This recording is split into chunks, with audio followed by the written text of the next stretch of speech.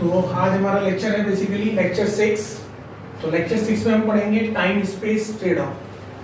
Time space trade off basically क्या, time space trade off basically एक technique है जो हमारे कंप्यूटर साइंस के अंदर यूज होती है। इसको हम basically space time trade of भी बोल सकते हैं।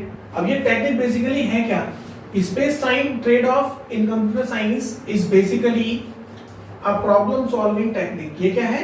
एक प्रॉब्लम सॉल्विंग टेक्निक है in which we solve the problem. इसके अंदर हम क्या करते हैं? किसी भी प्रॉब्लम को सॉल्व करते हैं।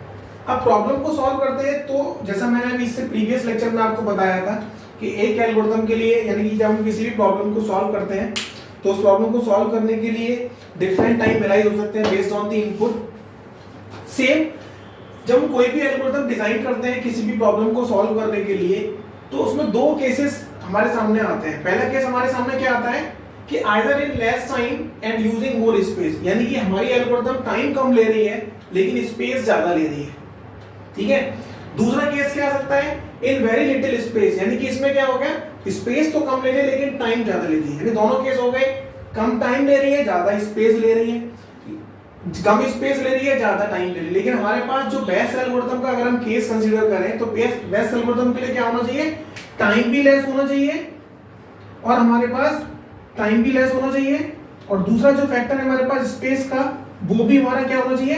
वो भी लेस होना चाहिए। लेकिन ये पॉसिबल नहीं होता है, ये हर केस में पॉसिबल नहीं होता है कि कोई एल्गोरिथम है वो टाइम भी कम ले रही है, स्पेस भी कम ले रही है। तो हमें कोई किसी एक पैरामीटर के बेस पर एल्गोरिथम को सॉल्व करना होता है। तो हम कोई भी एक पैरामीटर को मान लेते हैं, जैसे मैंने मान लिया less time using more space, इसके बेस पर मैंने मान लिया कि मेरी एल्गोरिथम बेस्ट है।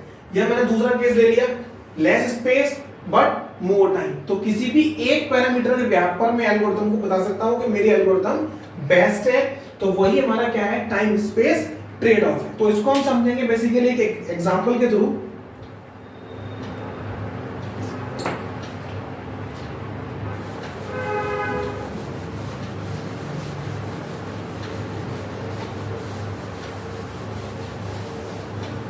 एक एग्जांपल के थ्रू समझेंगे इसको।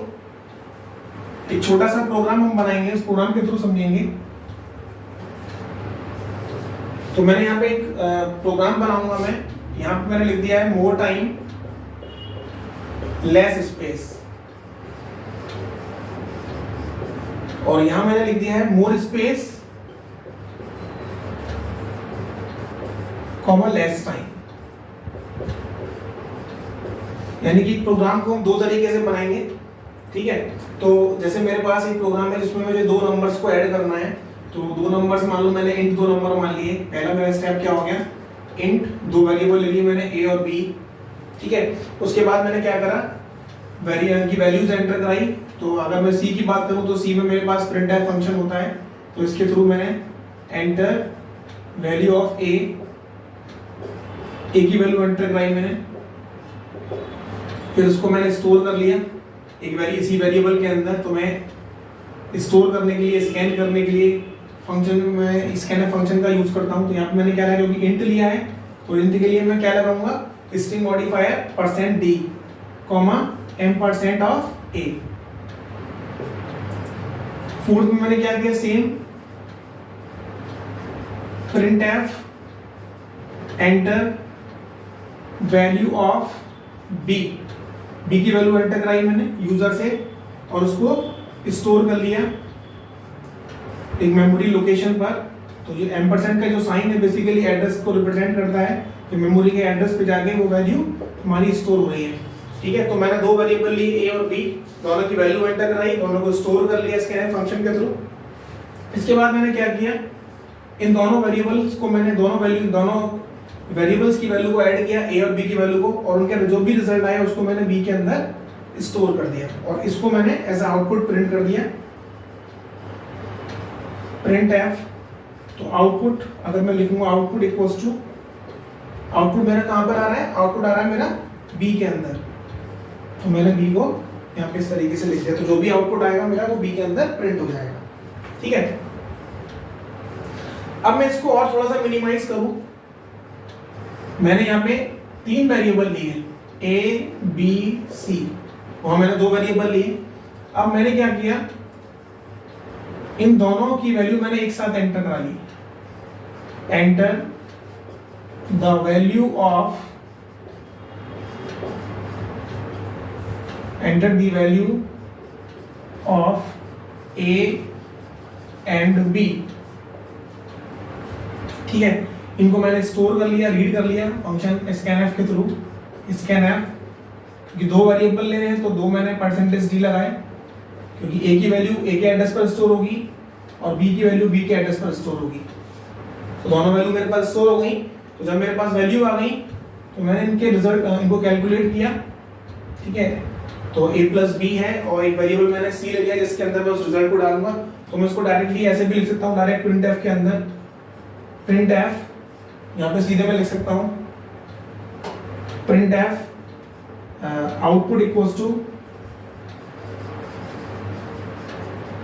यहाँ सीधे लिख सकता हूँ मैं c equals to a plus B, ऐसे लिख सकता हूँ मैं इसको। ठीक है, या फिर मैं इस स्टेप को यहाँ पे यूज कर लूँ c equals to a plus B.